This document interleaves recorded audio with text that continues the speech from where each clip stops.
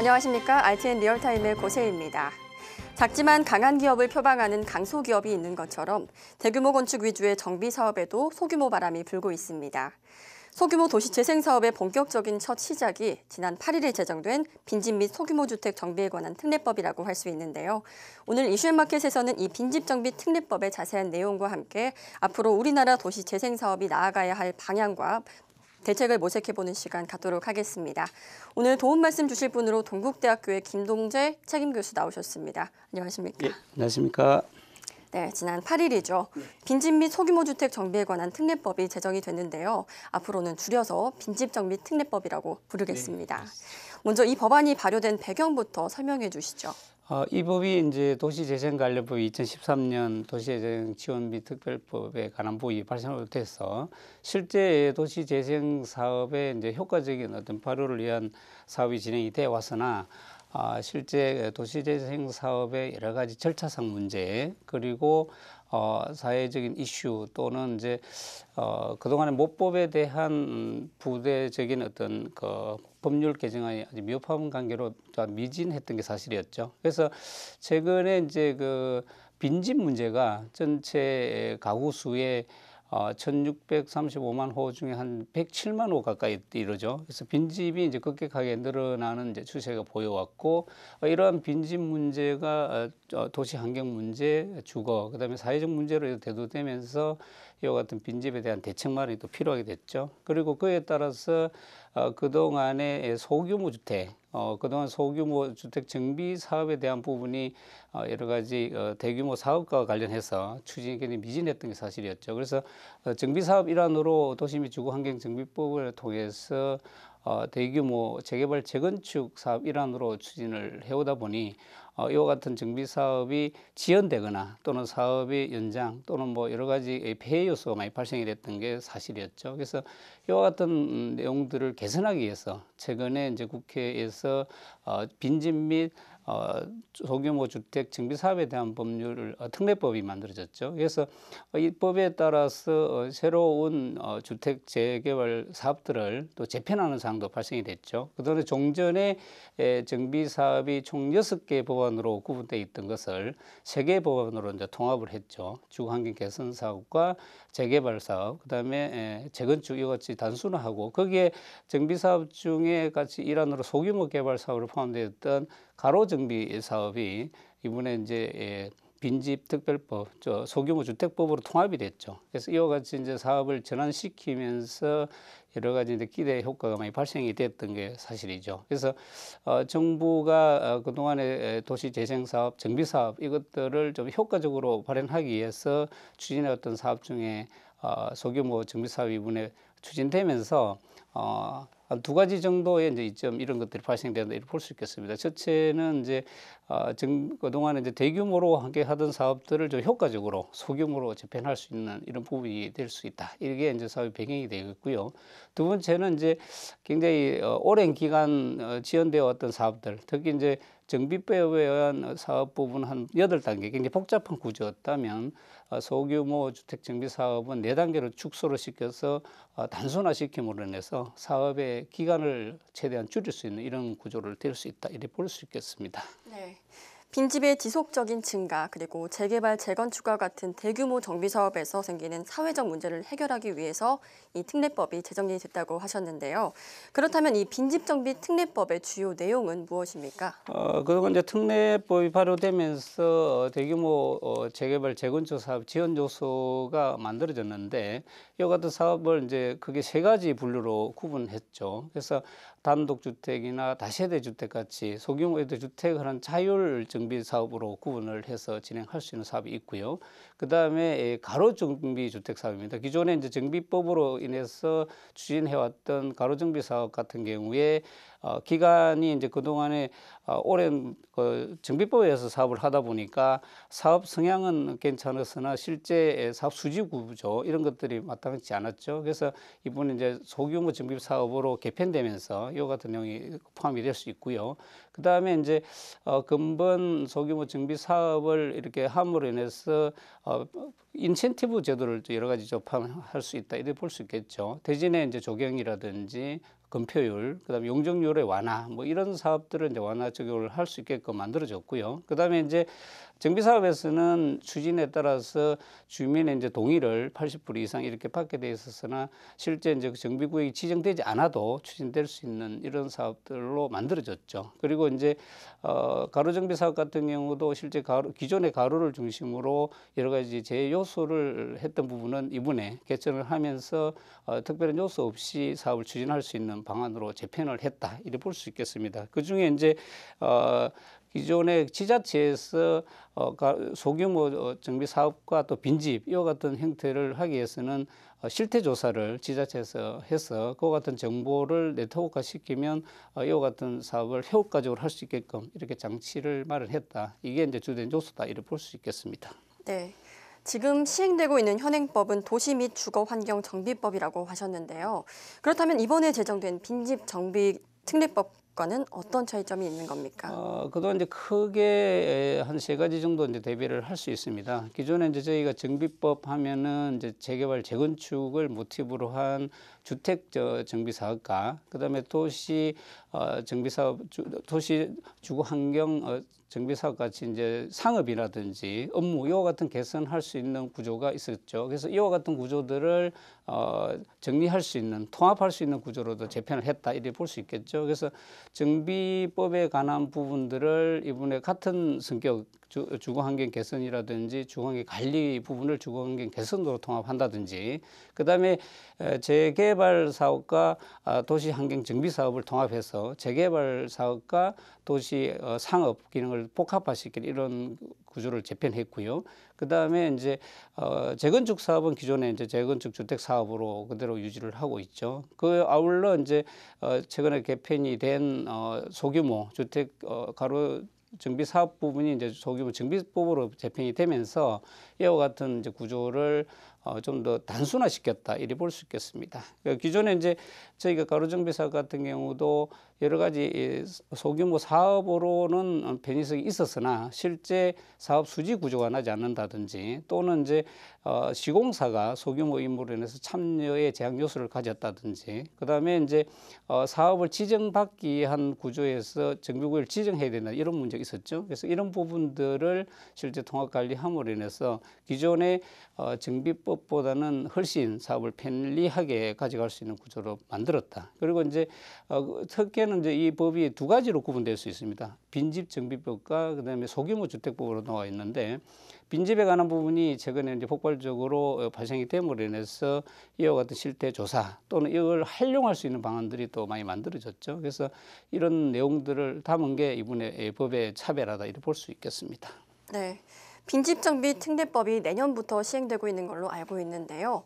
시행될 경우에 도시 재생 사업에는 어떤 영향을 미치게 될까요? 빈집 정비 사업 같은 경우는 이제 그동안에 실제 빈집을 관련법상 철거하거나 변경을 할 수 없는 구조였죠. 그래서 주민의 동의라든지 또는 이런 사항들을 가져가기 어려웠는데 근본 특례법에 따라서 지자체장이 물론 이제 건축주 또는 소유자와 협의는 해야 되겠지만 관련법에 따라서 철거를 한다든지 그다음에 이 부분 개조를 한다든지 또는 이제 리모델링을 해서 활용한다든지 공공의 시설 용도를 쓸 수 있게끔 이제 관련법에 준해서 개조를 할 수 있죠. 그래서 빈집 특례법 자체가 최근에 이제 저희가 2015년도 일본에서 만들어졌던 빈집 특례법 유사한 경우를 볼 수 있는데 국내에는 이제 최근에 서울이라든지 수도권을 중심으로는 빈집의 어떤 활용 방법 여러 가지 아이디어가 있었지만 지방 같은 경우는 좀 더 심각했죠. 그래서 이런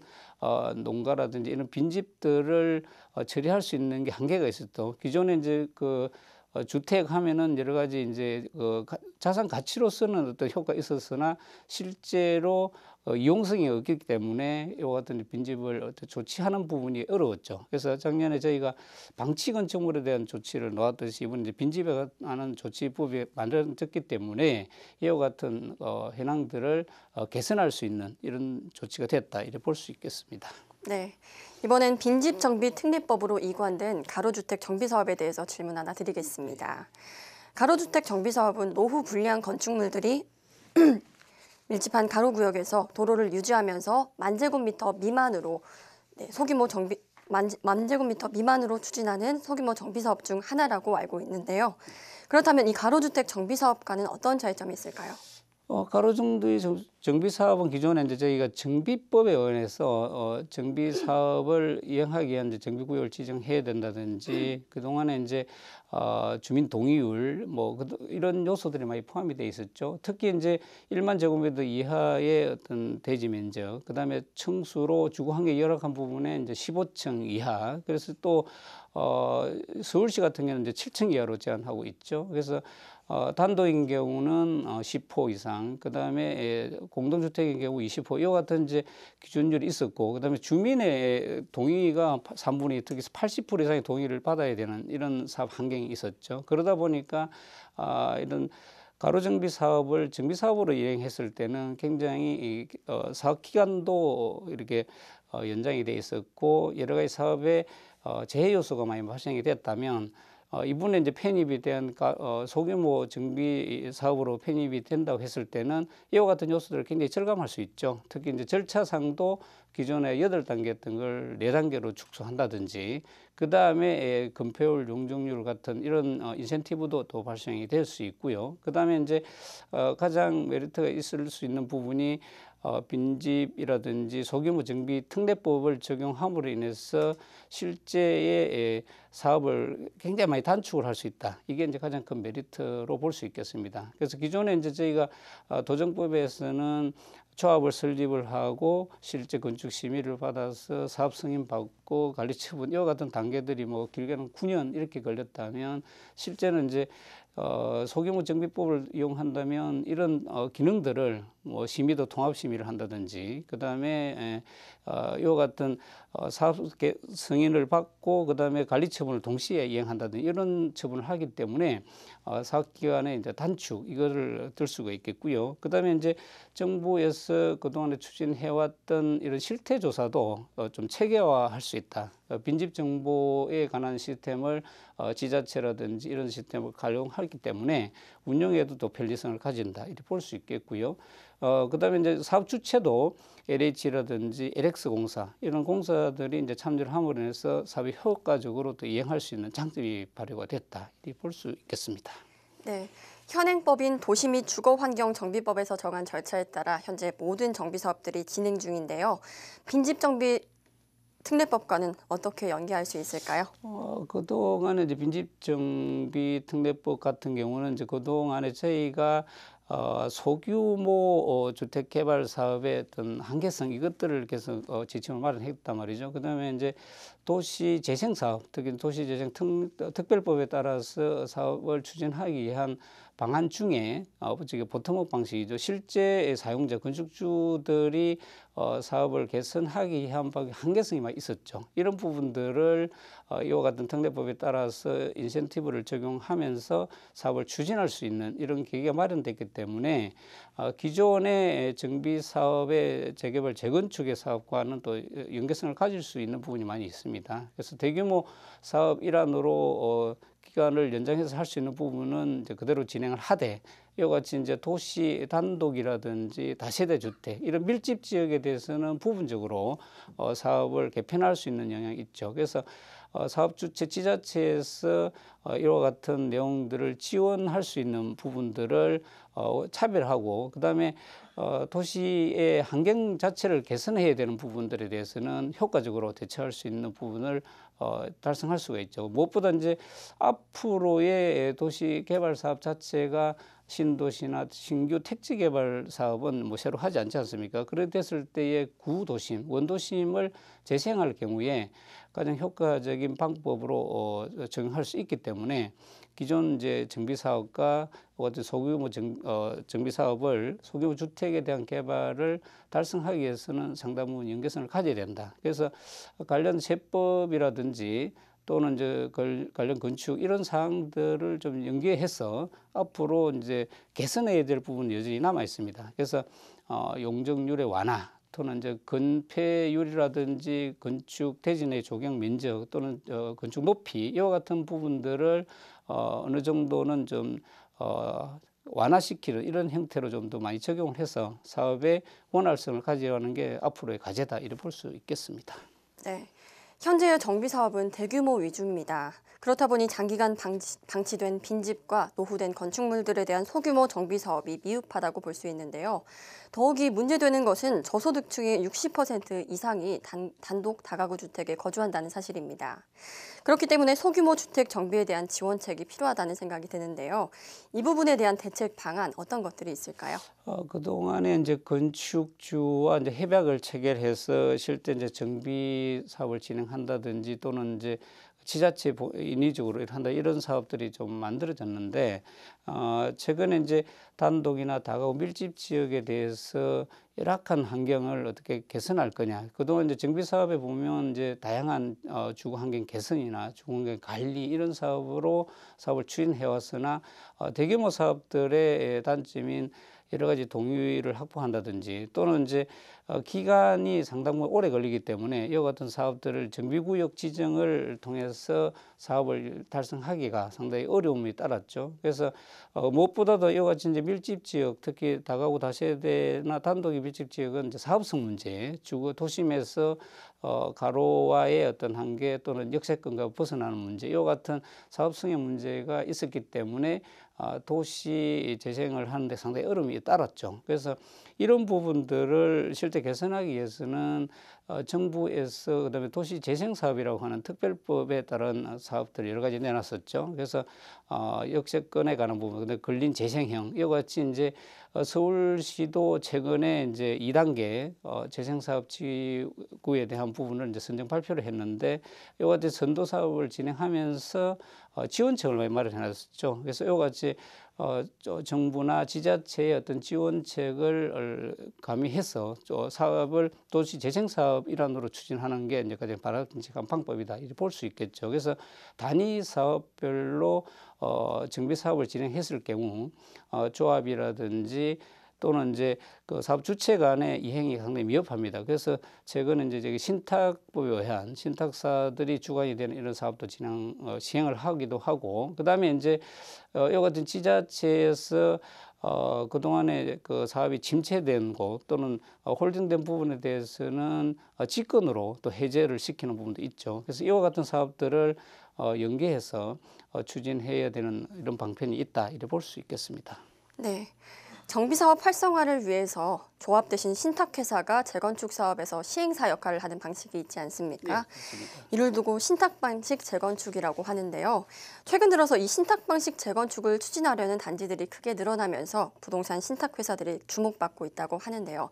이 신탁 방식은 왜 주목받고 있는 것인지 추진 배경과 현황에 대해서도 설명 부탁드리겠습니다. 우리가 이제 저희가 그동안에 이제 조합 방식에 의한 조합장들의 비리 문제, 그다음에 전문성의 결여. 그래서 이런 이제 조합이 설립이 돼서 사업 승인 받고 관리 처분하는 단계까지의 여러 가지 이제 전문성에 대한 부분이 있어서 그다음에 공공관리제라든지 이런 지자체 또는 이제 정부가 중심으로 이런 정비 사업을 진행했으나 실제 실효성이 많이 떨어져 있었죠. 무엇보다 이제 초기 자금이라고 그러는 설계 이전 단계의 사업들의 추진력이 굉장히 어려웠기 때문에 이러한 사업을 이제 좀 재편하고 또 사업을 추진하기 위한 초기 비용들에 대한 거를 지원하기 위한 대책 중에 하나가 지난해 3월에 이제 반영되었던 정비법 개정을 통해서 신탁사가 이제 시행을 할 수 있는 부분으로 바뀌었죠. 그래서 근본에 이제 진행하고 있는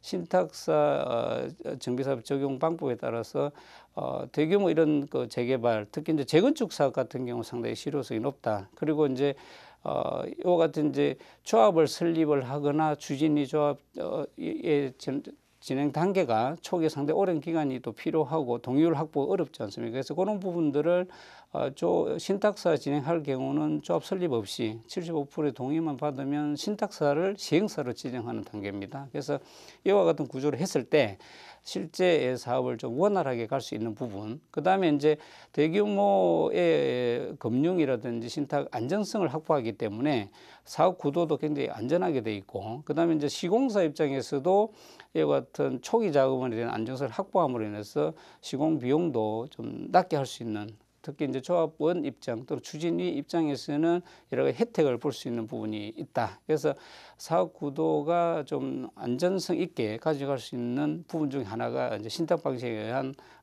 대형 시행사 방식이다. 이렇게 볼 수 있겠습니다. 네. 그동안 대규모 정비 사업 가운데 소규모 도시 재생 사업이 지속적으로 이루어졌었는데요. 이번에 제정된 빈집 정비 특례법이 소규모 도시 재생 사업의 본격적인 첫 시작이란 생각이 듭니다. 교수님께서는 이 빈집 정비 특례법이 실효성이 있다고 보십니까? 그렇습니다. 이제 그동안에 이제 우리 그 가구 수 특히 이제 노령화되고 출산율 저조 그다음에 이제 사회적으로 빈집이 이제 여러 가지 발생되는 문제가 있었기 때문에 이것을 해소하기 위한 방법이 요구됐습니다. 그래서 빈집 처리에 대한 정비법을 통해서 건축주나 또는 소유주와의 어떤 합의하에 지자체장이 이와 같은 실태 조사를 통해서 그런 대책 마련을 할 수 있는 좋은 근간이 되었죠. 그래서 이와 같이 빈집 정비 사업 자체가 효과적으로 이제 발현하기 위해서는 무엇보다 이제 정보 시스템, 특히 이제 빈집에 대한 정보, 그다음에 이 처리하는 방법, 그다음에 이제 이 사업을 추진하기 위한 인센티브 부분 이런 것들이 좀 안정적으로 정리된다 그러면은 체계화된 사업으로 전환이 될 수 있다 이렇게 볼 수 있겠고요.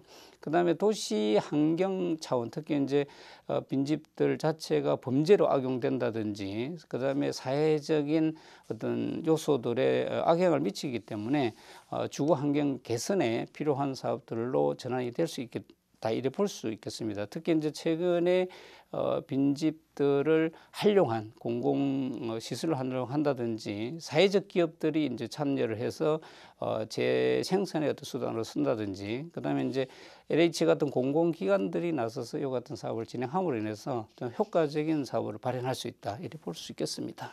네, 그렇다면 소규모 개발을 통한 도시 재생 사업의 활성화 방안과 그 대책에 대해서도 한 말씀 부탁드리겠습니다.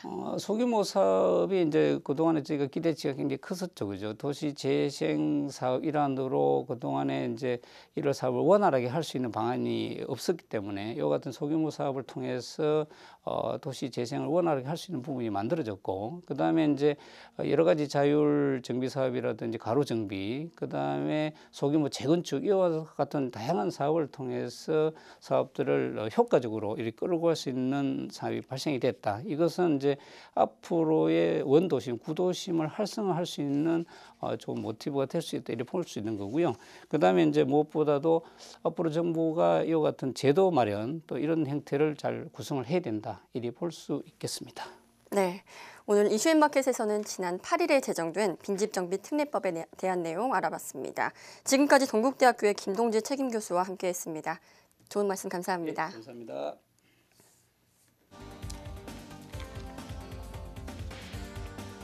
2015년 공공기관으로서는 처음으로 장기 현장 실습을 도입했던 한국국토정보공사가 올해에도 청년들에게 인턴 기회를 제공합니다. 23일 LX는 IPP 지정대학 중 업무 협약을 체결한 전국 14개 대학을 대상으로 67명의 인턴을 선발해 오는 3월부터 4에서 5개월간 현장에 투입한다고 밝혔습니다. IPP 과정을 마친 인턴은 LX 신입사원 공개 채용에 응시할 경우 가산점을 부여받는다고 전했습니다. 오늘 준비한 내용 여기까지입니다. 저는 내일 이 시간에 다시 인사드리겠습니다. 시청해주신 여러분 고맙습니다.